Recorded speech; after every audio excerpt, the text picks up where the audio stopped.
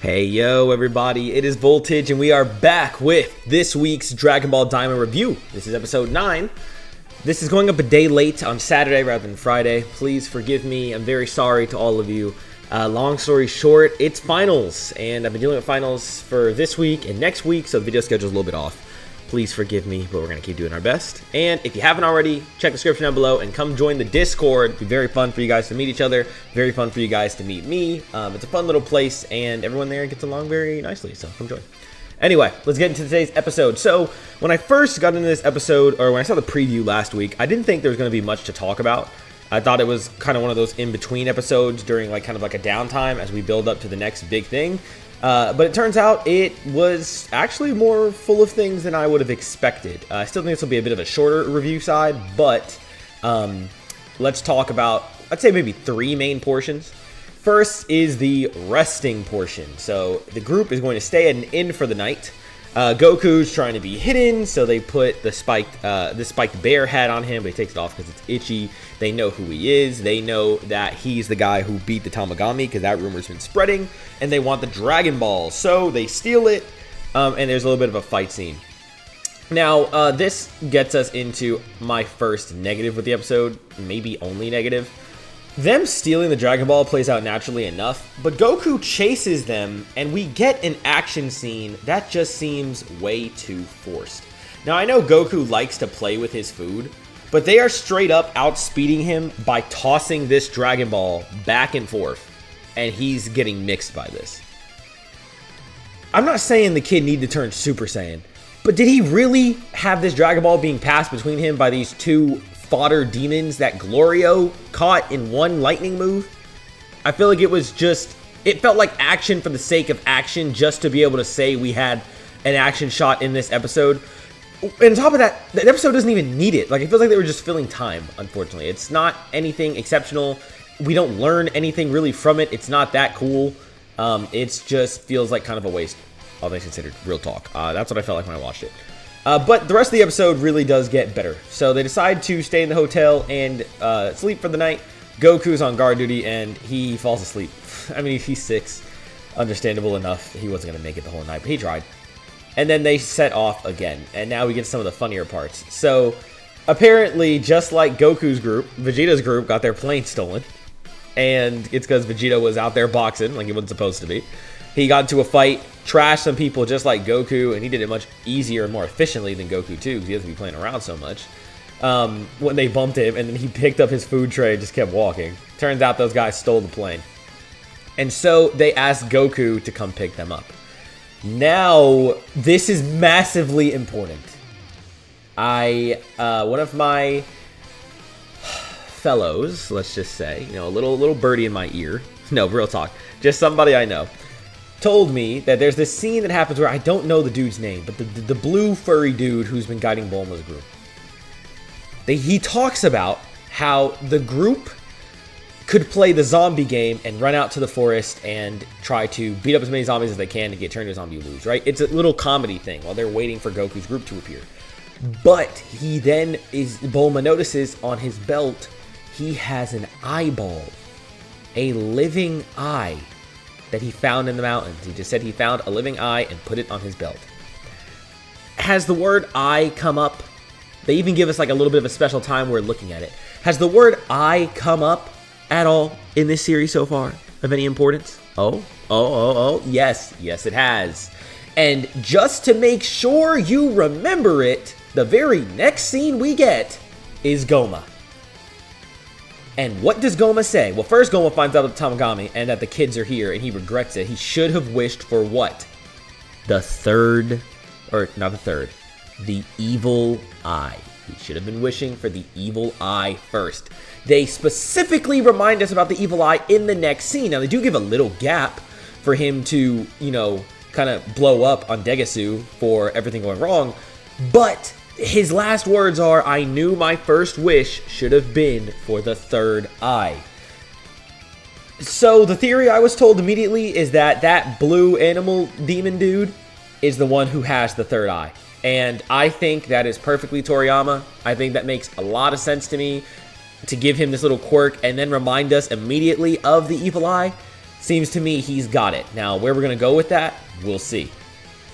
But there you go. So that's a running theory. I don't know. I haven't heard anyone else say anything about it yet, but I haven't really looked at much DAIMA reviews or anything like that since. So we will see. We will see. Then we get to Goku finally meeting up with Bulma and everyone else. And they see Kibito's not here. And so they say, let's get on the plane. There's this really nice scene. I really like the picture of it where Vegeta's angry in front of Goku, who's just kind of leaning back and just like chilling. And he's saying, you know, let us on the plane. And Goku's like, are you crazy? We don't have any space on the plane. And they say, if you give it all the stuff, we can join you. And they say, no, we can't get rid of our camping supplies and all this stuff. So Goku then says, good luck. We're hunting Dragon Balls, so we're going to leave you here. And he also says, you guys can go ahead and fight Goma if you want, but we're leaving. It's then revealed that Goku, as funny as this is, abandoning them, is obsessed with fighting the Tamagami. Piccolo realizes that. Goku leaves them because he doesn't want them to come take the fights from him. He wants to go fight the Tamagami, and that's his first priority. So much that he leaves them behind here. So Vegeta's quite upset by this, which is very funny. Bulma's quite upset by this, and Piccolo says they should have brought Kibito since he can teleport, and they could have just gone where they need to go, which upsets Bulma. But, I mean, so far, true. Let's give Bulma some use. I'm sure soon enough Bulma's going to have some time to shine, but Piccolo has a point. Right now, Bulma's been pretty much useless. She spent the first half of the series fixing a ship that didn't work. And I know in the Dragon Ball community, there is like a sea of Bulma defenders, okay? I think that really centers around a particular YouTuber who's been pushing the Bulma agenda. But is Bulma useful in the series? Yes. Has she been useful in DAIMA?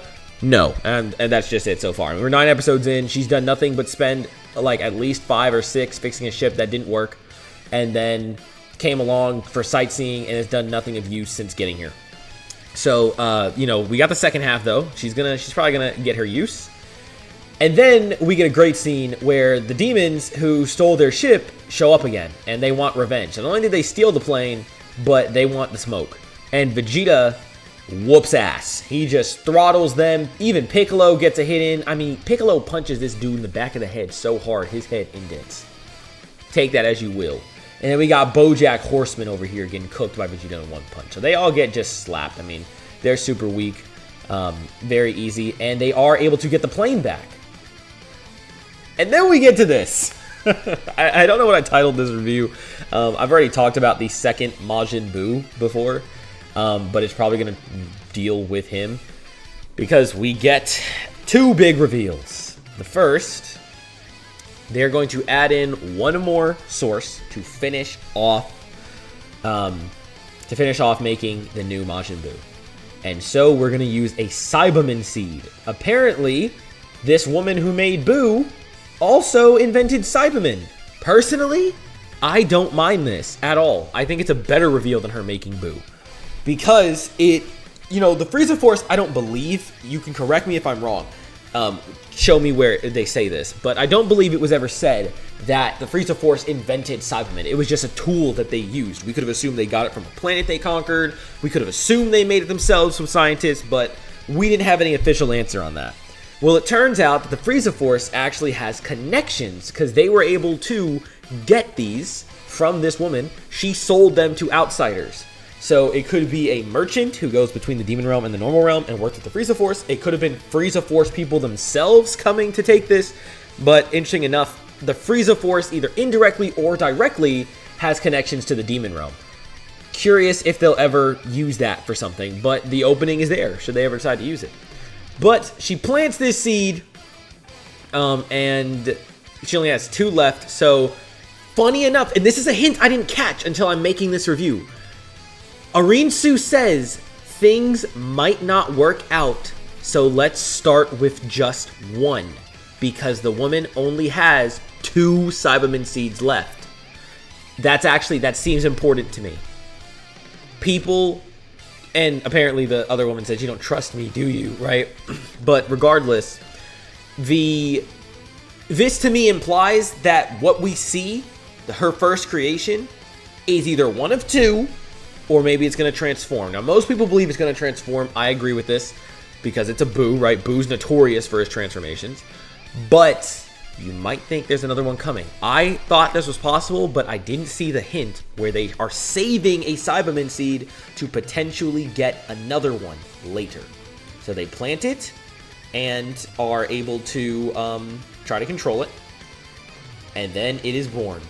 The new Majin Buu, using a Cyberman as a base, various monsters incorporated, and as a finisher, the essence of Majin Buu to create the ugliest villain I have ever seen in Dragon Ball.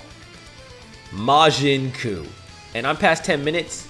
The ugliest fucking thing Dragon Ball has ever dropped on my goddamn screen.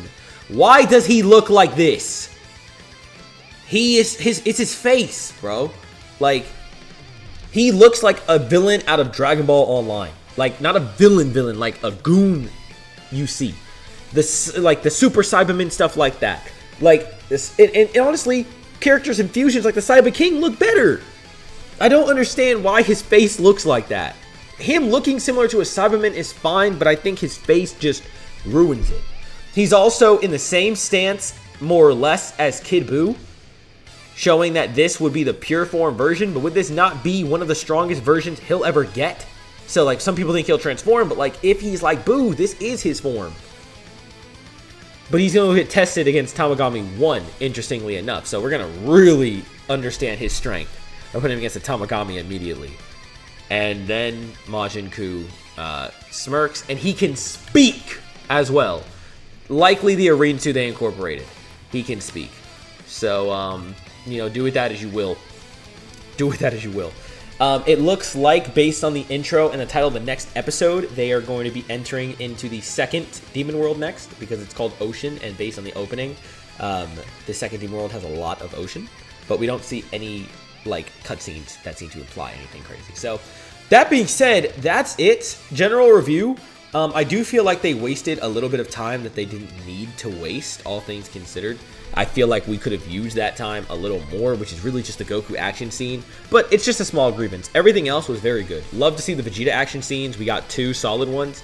Piccolo got in the mix a little bit. We see Majin Kuu. We get some lore, some hints about the evil eye. I like it all. So, great episode. Very much enjoyed. What were you guys' thoughts? What do you think about Majin Kuu's design? Or do you think that Big Blue Homie is carrying the evil eye? Let me know your thoughts in the comments down below. Leave a like if you enjoyed, and subscribe if you want to see more. We're aiming for 400 subscribers as our next big goal. We'd love for Marie to come join the Voltage crew. Until then, thank you so much for watching. Have a great rest of your nights, days, evenings, mornings, whatever times you're watching this.